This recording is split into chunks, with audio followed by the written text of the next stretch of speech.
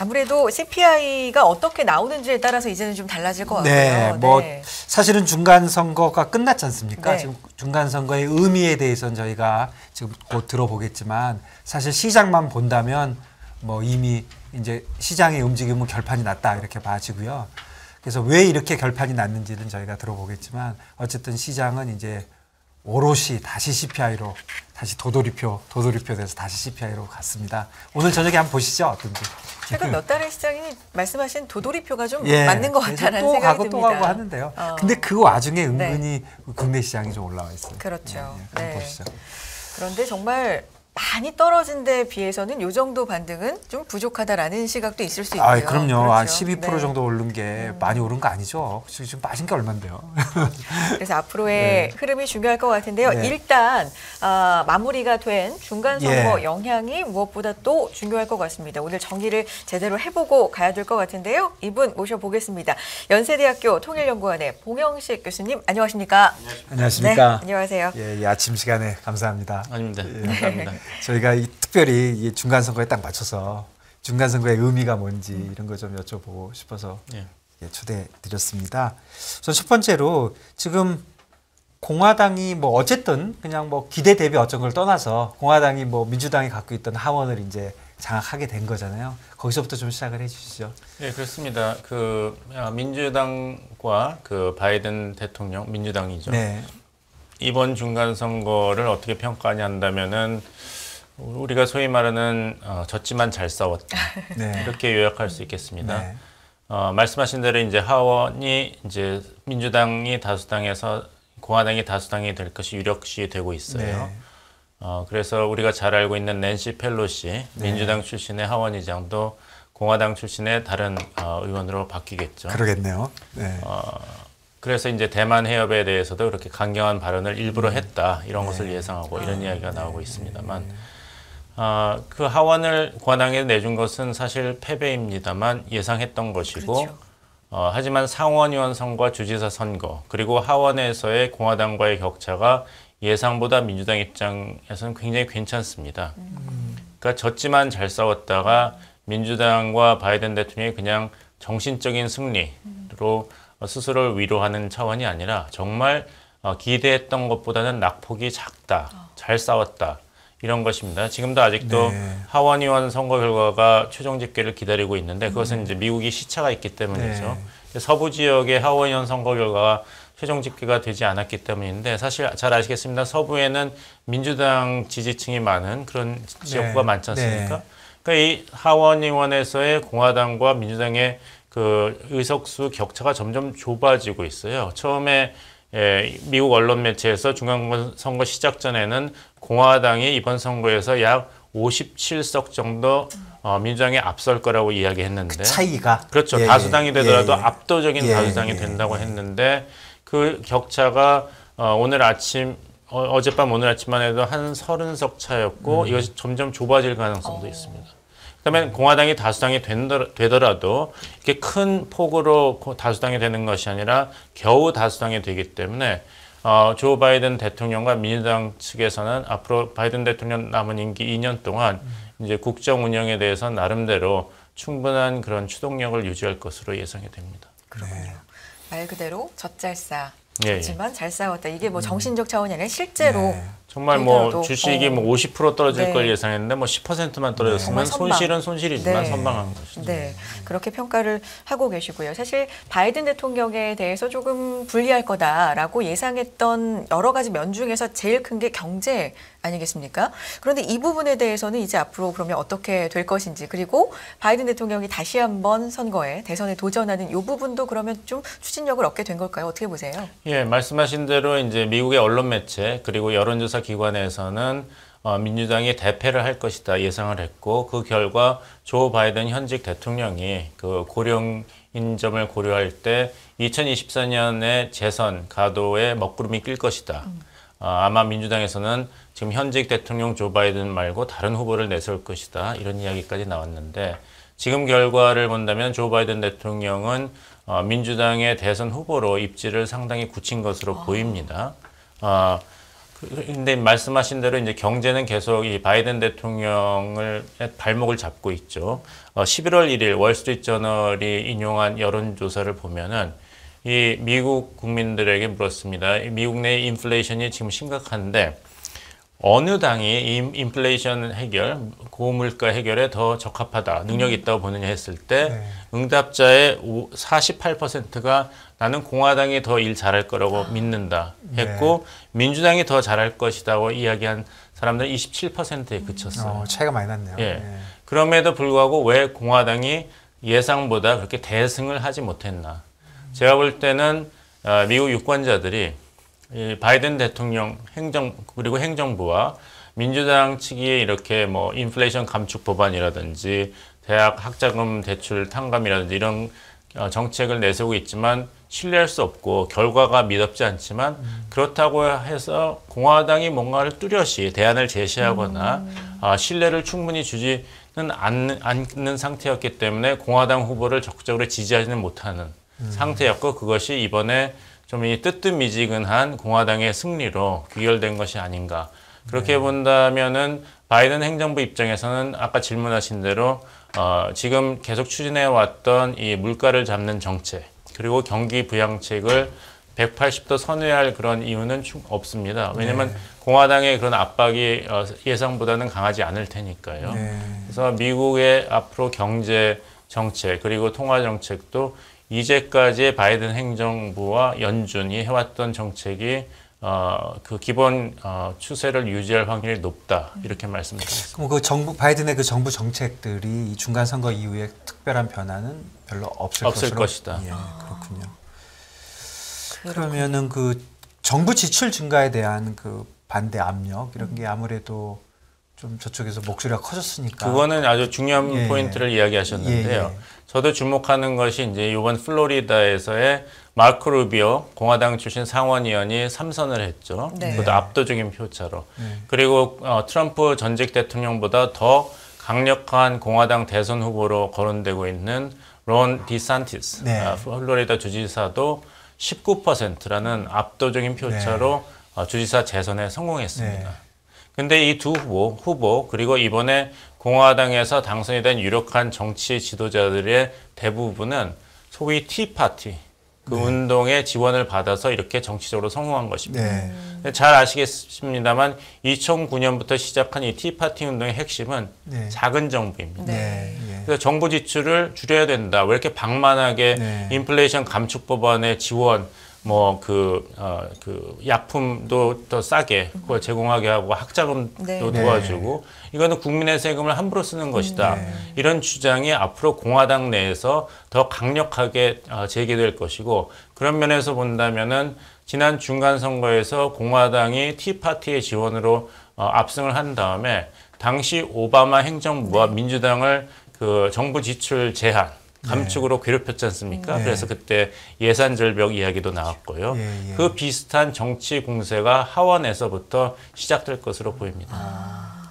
그러면은 조금 정리해 보면 이번에 이제 그 정부 지출 증가는 뭐 당연히 증세로 이어질 거로 생각이 되고 거기에서 공화당에서 굉장히 반대를 이제 해왔는데 앞으로도 계속하겠죠. 근데 공화당이 아무래도 이번에 압승은 못했다 하더라도 내용을 보면 그런 쪽의 반대의 목소리가 크신 분들은 정치적 입지를 갖췄다. 그러니까 작은 정부, 그다음에 정부의 방만한 재정을 제한해야 된다. 이런 목소리는 공화당이 다수당이 되었으니까 하원에서 그래서 이제 공화당 쪽에서부터 계속 나올 것으로 예상이 됩니다. 그러니까 세금 문제가 앞으로 미국 정치계에서 큰 화두가 될 것입니다. 우리가 관심을 가지고 있는 인플레이션 감축 법안도 사실 이제 전기차, 배터리, 정부 지원은 굉장히 일부입니다. 작은 일부고 더 중요한 이슈, 미국 정치인들과 미국 여권자들의 입장에서 더 큰 이슈는 세금이거든요.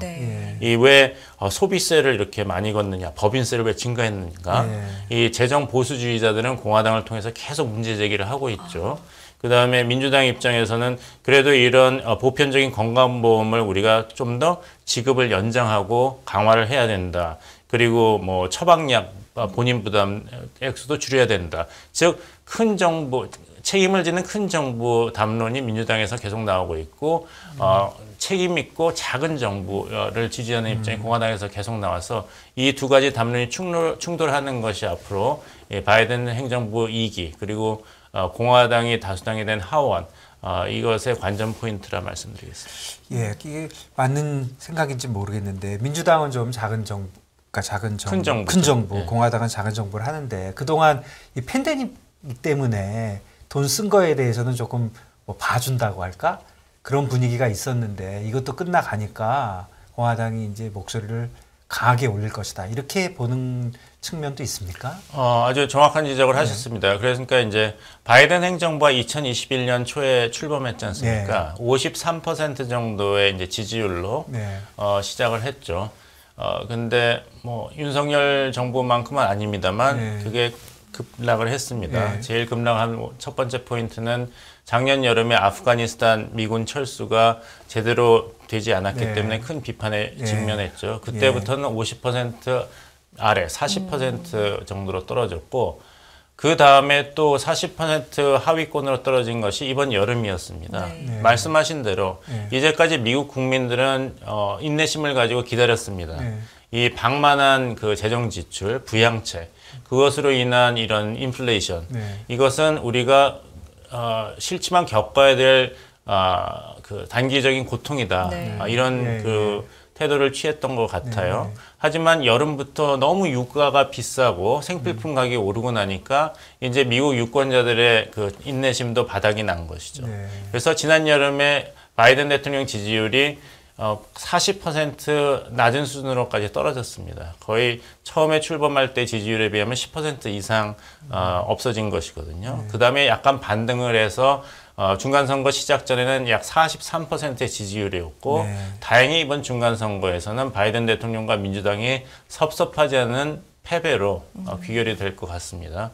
하지만 말씀하신 대로 인플레이션이 어디 사라진 건 아니기 때문에 이 문제를 어떻게 제대로 해결할 것인가는 계속 이 바이든 대통령 그리고 민주당 정권에게는 큰 그 고민으로 남아 있습니다. 그렇군요. 자, 이 결과적으로 봤을 때 수치로 아주 급격하게 아주 적나라하게 좀 반응을 볼 수 있는 게 주식시장인 것 같은데 간밤에 보면 일제히 하락을 했습니다. 이게 기대와 좀 다르다. 그러니까 시장 친화적인 건 좀 더 공화당 쪽이다 생각했었는데 공화당이 생각보다 대승을 거두지 못하고 민주당이 뭐 선방을 하면서 이런 결과가 있는 것 같아요. 주식시장 영향은 조금 더 길게 봤을 때 어떻게 보세요? 그러니까 그런 말이 있죠. 뭐 중간선거 끝나고 나서면 미국 증시가 랠리, 그 반등을 한다, 하락을 한다 이런 얘기가 있는데 저는 이제 좀 조심해서 봐야 될 거라고 생각합니다. 이것이 반짝 현상이 아닌가. 그리고 이렇게 급락을 한 것은 사실 메타 같은 미국 내의 대기업이 이제 대규모의 인력 감축을 하고 이런 시그널에 따른 현상이 아닌가. 즉 중간선거 결과에 대한 이런 시장의 반응이라기보다는 어제 맞습니다. 어제 뭐 여러 가지가 많아가지고 어제 어닝도 다 나빴고 좀 복합적이다. 그것도 저 암호화폐 툭 떨어지고 그래가지고 어떤 건지 좀 헷갈리는 대목이긴 합니다. 이제 불확실성은 확실히 증가가 된 거는 맞죠. 왜냐하면 이제까지는 민주당 정권이 3관왕이었거든요. 그러니까 정치적인 안정성이 미국 그 투자자들과 그 서민들에게는 있었습니다. 왜냐하면 대통령도 민주당, 상원도 민주당이 50대 50이지만 부통령이 캐스팅 보트를 행사하니까 민주당, 하원도 민주당이 다수. 그러니까 민주당 정책만 보면 됐는데 이제는 공화당이 하원에서 약진을 했고 작은 정부의 뭐 경기 부양책에 태클을 볼 이런 사인을 보내고 있고 하니까 불확실성이 증가가 된 것이죠. 그러니까 좀 이렇게 기다려보자. 아직은 이 정치권의 경제 정책 그리고 그 토론이 어느 방향으로 갈지 모르니까 좀 보수적으로 기다려보자. 이런 입장이 이번 미국 증시에 반영이 된 것이 아닌가 생각합니다. 그런데 장기적으로 보면 그 교착 상태, 그러니까 정부 안에서 아까 말씀해 주신 삼관왕이 아니라 이게 교착 상태가 오히려 주식시장에는 장기적으로 좋을 수도 있다. 이런 얘기들도 좀 있는데 거기서는 어떻게? 예, 그렇죠. 그러니까 제가 말씀드린 대로 이번에 미국 증시의 변동은 단기적인 현상일 가능성이 높습니다. 아. 그리고 단기적인 현상이고 또 이런 중간 선거 결과에 따라서 결정되는 현상이 아니라 네. 다른 여러 가지 요인이 네. 복합적으로 작용했기 때문에 여기에 영향적 요인들이 앞으로 어떻게 소위 해결이 되느냐에 네. 따라서 미국 증시가 랠리를 할 것인지 아니면 계속 하락을 할 것인지도 반영이 되겠죠. 그러니까 불확실성이 증가한 면에서는 뭐 좋은 거는 아니지만 장기적으로 볼 때는 꼭 악재는 아니다. 예, 그렇습니다. 네, 알겠습니다. 네. 또 주목하고 있는 게 이제 미국과 중국입니다. 네. 이 관계는 앞으로 이 중간 선거 결과에 따라 좀 달라질까요? 어떻게 보고 계십니까? 달라지지 않을 것으로 그래요. 조심스럽게 말씀드리겠습니다. 왜냐하면 미국 정부가 초당적으로 동의하는 것이 몇 가지인데 하나는 이제 중산층 보호입니다. 중산층 보호와 보건. 이것을 국가 전략의 목표로까지 삼았어요. 외교안보 이슈가 되었습니다. 네. 두 번째는 계속 얘기해온 이 물가를 어떻게 잡을 것인가. 네. 그래서 연준은 올해만 해도 3% 기존 금리를 인상했는데 계속 연 물가 상승률이 2% 아래로 내려갈 때까지는 적극적인 통화 정책을 하겠다고 이야기했지 않습니까? 여기에는 공화당도 원칙적으로 큰 반대는 없습니다. 네. 서민이 고통이 계속되고 네. 있으니까요. 세 번째가 중국입니다. 중국에 대해서는 강하게 나가야 된다. 엄격해야 된다는 것은 이전에 트럼프 행정부도 그랬고 이번에 바이든 민주당 정부도 차이가 없습니다. 그 방법의 차이가 약간 있을 뿐이지 미국과 중국은 앞으로 10년 동안은 경쟁 상대라는 것이 이번에 국가전략 보고서에도 명시가 됐기 때문에 여기에 대해서는 그 공화당이 다수가 된 하원에서도 바이든 행정부의 대중 정책에 대해서 어떤 큰 문제 제기를 하는 일은 없을 것으로 보입니다. 그러니까 공화당과 민주당이 이 부분에 대해서는 상당히 비슷하다. 예. 사실 전에 트럼프 있을 때 되게 시끄러웠는데 뭐 진짜 세게 나오는 사람은 바이든 같다 그런 얘기도 많이 있었어요. 그러니까 이제 트럼프 대통령은 대놓고 중국 때리긴 했죠. 네. 관세를 하고 예. 그다음에 뭐 얘기했으면 시진핑과 나는 아주 좋은 친구예요. 우리는 항상 좋은 대화를 하고 있어요.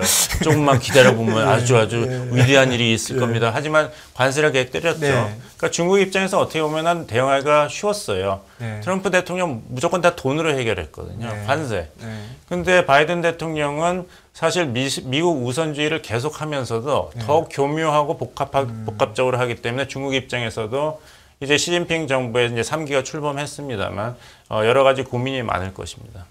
그렇군요. 트럼프 얘기 해주셨으니까 뭐 트럼프가 약간 뭐 15일 날 중대 발표가 뭔지 모르겠지만 뭐 아마도 뭐 더 적극적인 이제 활동을 하겠다는 뜻이었을 것 같은데 체면을 좀 구겼다고 봐야겠네요. 체면을 구겼습니다. 이제 트럼프 대통령도 이제 여론조사 기관과 언론 매체에서 네. 공화당 압승을 예상했기 때문에 15일에는 뭐 위대한 밤이고 뭐 멋진 이야기를 내가 할 거라 했는데 네.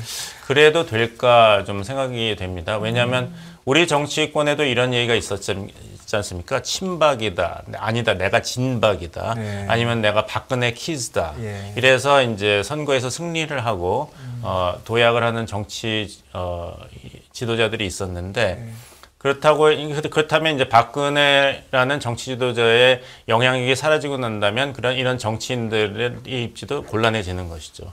이번이 트럼프 전직 대통령이 공화당 정치인들에게 얼마나 영향을 미치는가를 알 수 있는 시금석이었는데 그 결과가 사실 트럼프 대통령한테는 기대에 미치지 못하는 실망스러운 수준이다 말씀드리겠습니다. 왜냐하면은 트럼프 전직 대통령이 꼭 집어서 지원을 했던 미국을 다시 위대하게 만든다는 철학에 동의하는 정치인들 그리고 지난 2020년 대통령 선거가 조작되었다는 것에 동의하는 정치인들을 중심으로 지지를 했습니다. 돈도 많이 썼죠. 돈도 많이 썼습니다. 네.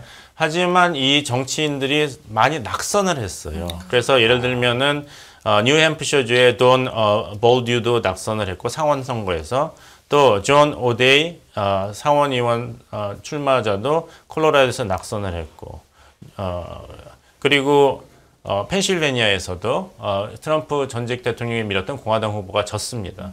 그러니까 조지아주에서도 허실 워커 후보가 지금 결선 투표 12월 6일까지 가야 되니까 트럼프 대통령 입장에서는 자기가 지지한 후보가 약진을 해야지 대선 출마 선언을 할 때 이게 탄력을 받는데 지금 애매한 현상이 됐고 사실 트럼프 대통령이 견제를 했던 후보 플로리다 주지사 론 디산티스 같은 경우는 압승을 했거든요. 경쟁자가. 그렇죠. 네. 2020년 대선 때 는 5% 정도로 트럼프 공화당 후보가 플로리다의 선거인단을 이겼는데 이번에 19%예요. 그러니까 트럼프 없이 더 잘한 거기 때문에 과연 트럼프라는 정치인과 내가 같이 가는 것이 유리한가 불리한가를 이제 공화당 정치 지도자들은 이렇게 계산을 할 수밖에 없죠. 트럼프가 그 중대 발표 원안을 좀 바꿔야 될지도 모르겠네요. 그렇습니다. 아니면 뭐 네. 다른 얘기를 할 수가 네. 있겠죠. 뭐 요번에 뭐 또 선거가 조작되었다. 요번에도 우편 투표를 많이 했지 않습니까? 내가 이야기한 대로 이런 우편 투표 선거 시스템은 조작 가능성이 너무 높다. 뭐 이런 식으로 발표의 내용을 바꿀 가능성도 근데 있습니다. 그런 쪽의 그런 주장, 뭐 지금 말씀해 주신 주장이 이제 듣기에는 불편한 사람도 많고, 저 무슨 소리야 할 수도 있는데 그런 게 미국에서는 아직도 어느 정도 먹힌다? 아니면 뭐 전혀 아니다? 어떻게 뭐 보십니까? 지지자층은 계속 이야기하면 맞아 그럴 것이고 네. 트럼프 이야기가 비합리적이다. 말도 안 네. 된다고 이야기하는 사람은 듣지 않을 것이기 네. 때문에 그런 얘기를 계속한다는 것이 트럼프라는 정치인 입장에서는 누가 나랑 같이 정치적 운명을 같이 할 네. 것인가, 철학을 같이 나누고 있는가를 확인하는 긍정적인 효과는 분명히 있습니다. 네, 그렇군요. 다른 얘기로 넘어가서 이번에 한국계 당선인들이 또 주목받은 사례가 있어요. 예, 영팀 네. 하원이 이제 3선에 성공을 했죠. 네. 그런데 이제 주목하는 것은 또 메릴랜드 주지사가 이전까지는 이제 호건 주지사였습니다. 네. 한국 사위로 알려졌죠. 왜냐하면 부인께서 이제 한국인이셨기 네. 때문에 유미 호건. 네. 근데 이분이 이제 이번에 출마를 안 했어요. 네. 왜냐하면 메릴랜드 주지사 출마는 2선까지 되고 3선 출마는 그 금지입니다. 예. 그래서 이제 민주당 후보가 다른 분이 나왔는데 당선이 되었습니다. 네. 그래서 메릴랜드 주지사 역사상으로는 처음 흑인 주지사고 미국 주지사 선거 역사상 세 번째로 흑인 주지사가 메릴랜드에서 탄생했습니다. 네, 예, 그렇군요. 자, 지금 마지막으로 우리 대북 전망. 중요하죠. 예, 네. 그 마지막으로 한 말씀해 주시죠. 예, 북한 정권은 이 북한 천동설을 계속 유지하고 있는 것 같습니다. 그러니까 핵무기를 가지고 있기 때문에 네. 북한이 도발을 하면은 전 세계가 놀라고 네. 어떻게 해서든지 북한의 심기를 달래려 하지 않을 것인가. 북한한테 더 관심을 가지고. 근데 굉장히 사실에 먼 그런 자기 만족적인 이제 세계관이라고 네. 이야기를 드리겠습니다. 이번에 미사일 발사를 네. 미국 중간 선거 기간에 했는데. 그렇죠. 사실 미국의 중간 선거, 뭐 모든 선거가 다 그렇습니다만 국내 이슈가 제일 중요합니다. 오늘도 저희가 계속 얘기한 게 경제 얘기였지 않습니까? 네. 그러니까 북핵 문제는 외교 국방 차원에서 다루어지는 것이지 그걸 가지고 미국 내의 국내 정치 판도까지도 변화하는 그 정도의 파급력은 없습니다. 네. 그래서 아까 말씀드린 대로 또 공화당이 하원의 다수당이 됐으나 그 차이가 크지 않고 상원의원 선거에서도 민주당이 상당히 잘 싸웠기 때문에 바이든 행정부로서는 이 외교안보 정책을 재검토하고 새로운 정책, 대북 정책을 포함해서 그걸 채택할 그런 정치적인 동기부여가 약합니다. 그래서 아무래도 비슷한 대북 정책이 계속 유지될 확률이 더 높겠다. 만약에 전략적인 수정이 있다면 그거는 바이든 행정부의 대북 정책보다는 바이든 행정부의 대중 정책이 되겠죠. 이제 시진핑 정부가 3기 출범을 했으니까 어쨌거나 상대를 해야 되지 않습니까? 미국 입장에서는. 네. 그리고 이제 정상회담 의사도 시진핑 정부에 타진을 한 마당이니까. 네. 곧 만날 수 있을 거다. 그러니까 바이든 행정부 입장에서는 마음이 좀 급하겠죠. 왜냐하면 이제 말씀드린 대로 유가가 너무 올랐거든요. 그걸 잡으려면 사우디 등 오펙 산유국들이 이제 증산을 해야 되는데 사우디아라비아는 바이든 행정부와 사이가 안 좋기 때문에 네. 지난 7월에는 완전히 무시했지 않습니까? 근데 곧 사우디 살람 왕세자와 시진핑 주석이 정상회담을 합니다. 네. 그러니까 미국도 중국과 뭔가는 딜을 해야겠죠. 아니면은 이제 에너지 정책에 큰 타격이 오기 때문에 대북 정책보다는 대중 정책에서 획기적인 게 나온다면 나올 수 있을 것입니다. 그렇습니다. 알겠습니다. 네. 자, 이렇게 미국 중간 선거 또 그에 따른 영향 네. 총 정리를 해봤습니다. 연세대학교 통일연구원의 봉영식 교수와 함께했어요. 교수님 고맙습니다. 감사합니다. 네.